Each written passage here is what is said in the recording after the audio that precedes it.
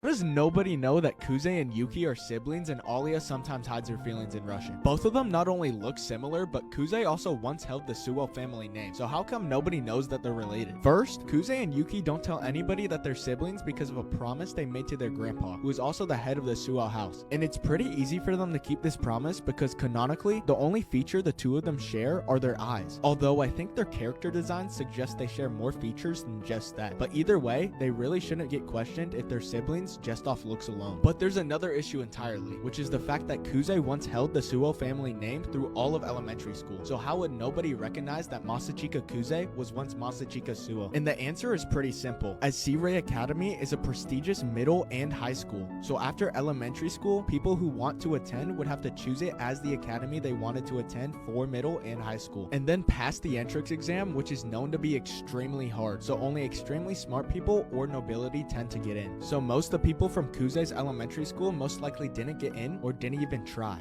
Did you know about these 3 facts of the ReZero world? The first thing about the world is that unlike Earth, it is actually flat, and at the edges of the world, there are giant cliffs where water falls down into an infinite abyss. The people of the world call these endless waters the Great Waterfall. In fact, Al and other people who have gotten isekai'd into the world claim to have come from beyond the Great Waterfall due to the fact that they got isekai'd.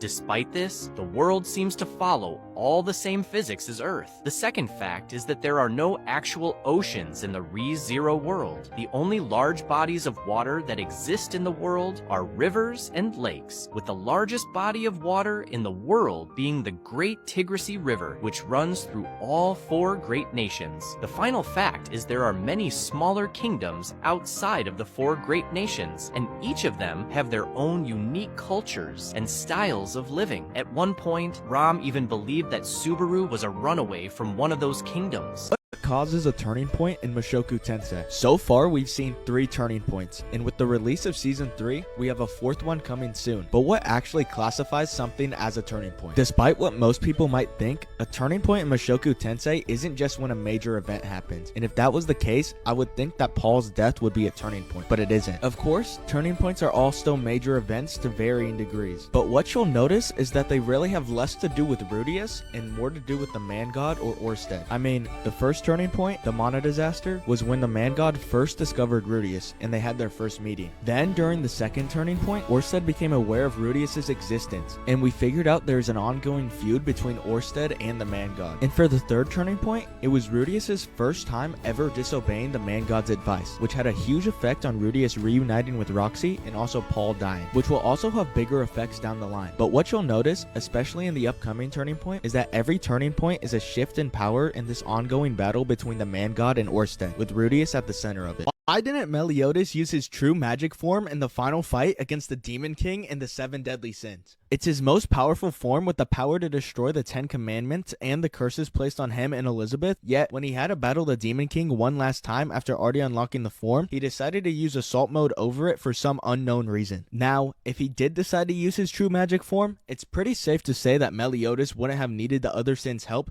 given how powerful the form already was. And that would also mean Escanor would survive and the battle would probably been over much quicker. However, even if he did use it, it would come at a cost and some risks that I think Meliodas probably wasn't comfortable doing. So I think there's 2 reasons he didn't do it. First, it could be the fact that in a one-on-one battle with 2 people as powerful as True Magic Meliodas and the Demon King, but mainly Meliodas, would have tons of destruction and collateral damage. But mainly, it was a brand new, very powerful form, and Meliodas had very little practice with it and was even afraid to use his true magic at one point. So to use it in a high-stakes battle without full control could put him at a disadvantage. Did you know that in Mushoku Tensei, Rudius can't do something basic that almost everybody else can? Despite being a prodigy in all things to do with magic, Rudius is mediocre in anything physical like swordplay because he lacks the ability to do something important. This was first brought to his attention after his duel with Arigati, as the Demon King would sometimes stop by when Rudius was doing his sword training. However, one time when he stopped by, he pointed out that he found Rudius's training fascinating, but he thought it was was useless. When asked to elaborate, Badigadi explained that Rudius had an extraordinary amount of mana, but he never used it to cloak himself in battle aura. When Rudius heard the term, he asked Badigadi what it was, and he explained that it was the process of spreading mana over every part of your body and pressing it tightly against you to greatly enhance your physical ability and strength, and every swordsman saint class or above used it in battle. However, when Rudius tried to do it, he failed, and Badigadi explained why he couldn't, saying there were rare cases where people could not use any battle aura at all. Did you know that in Death Note, someone almost started a world war just to prove a point? That person was Mello, the second most intelligent student from Wami's house. Always stuck in Nier's shadow, Mello's entire drive came from an obsession to prove that he was the rightful successor to L, and he wanted to bring down Kira to prove that. His inferiority complex defined his every move, pushing him to cross lines others never would. He kidnapped Sayu Yagami just to gain leverage. He orchestrated the unalivement of nearly the entire SPK, and even managed to steal a Death Note and blackmail the President of the United States using it. Mello threatened that if they did not help him catch Kira, he would use the notebook to force the president to launch nuclear missiles and start World War III. But none of this was truly about justice.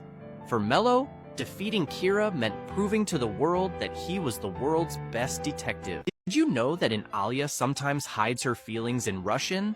Ayano actually hides herself behind a mask? In the manga, when Ayano is talking to Kuze, Ayano says that as Yuki's servant, she has an obligation to figure out the true intentions of people who oppose her, and that even includes Kuze. She even went as far as to say that clearing the path to student council president for Yuki was also part of her obligation, playing into the role of a villain. However, when Ayano expressed her concerns of Kuze lying about the fact that he would never do anything to make Yuki sad, Kuze saw Ayano's true intentions and feelings. In that moment, Kuze recalled that even though Ayano may seem indifferent, she actually has much more kindness and love in her heart over anyone else he knows. And because of that, Ayano was willing to play the role of the villain to figure out if Kuze was intentionally betraying Yuki to make her sad, as Ayano cared about Yuki that deeply. And it wasn't just her role as a servant that made her confront Kuze. Did you know that in Alia sometimes hides her feelings in Russian? There's someone who knows Kuze can speak Russian? In the light novels, it was revealed that one of the main reasons Kuze was able to learn Russian was because of his grandpa's obsession with the country. When he was a kid, Kuze had to temporarily live with his grandpa, and during that period, his grandpa had him watch a ton of Russian movies with him. Despite this, Kuze had never been to Russia, and he didn't have any Russian family, which made the time he spent with his grandpa one of the only times he would do anything associated with Russia. On top of this, Kuze never mentioned Russia at school or in public, meaning the only people who could know Kuze spoke Russian were his close family. However, the light novels actually mention that there is someone in the school who knows Kuze's secret. On top of this, it mentions that Kuze had told them not to tell anyone.